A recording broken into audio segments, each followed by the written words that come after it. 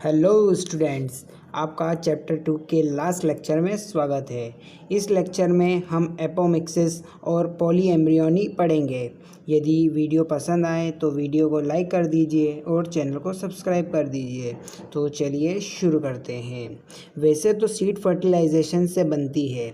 कुछ प्लांट में एस्ट्रोसिया और ग्रासेस में सीड बिना फर्टिलाइजेशन से बनते हैं, जिसे एपोमिक्सिस कहते हैं।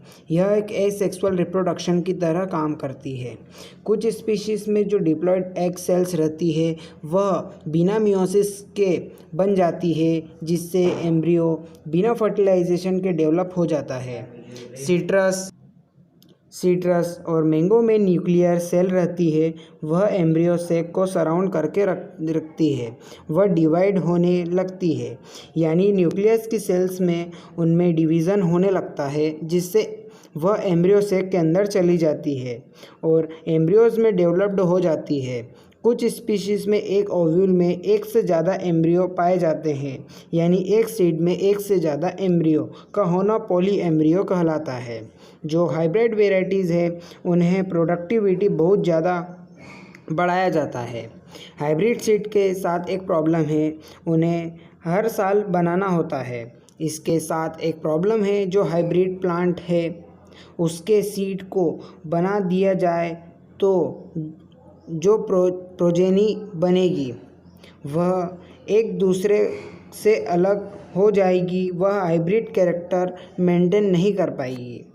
हाइब्रिड सीड महंगे होते हैं, इसलिए यह फार्मर के लिए प्रॉब्लम होती है।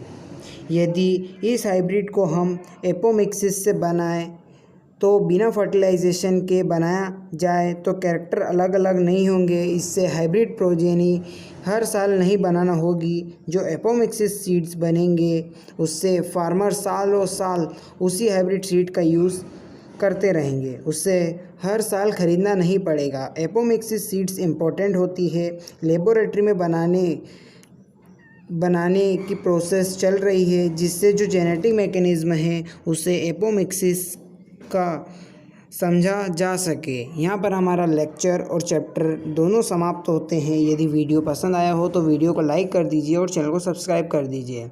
मिलते हैं नेक्स्ट चैप्टर में। Bye bye and take care.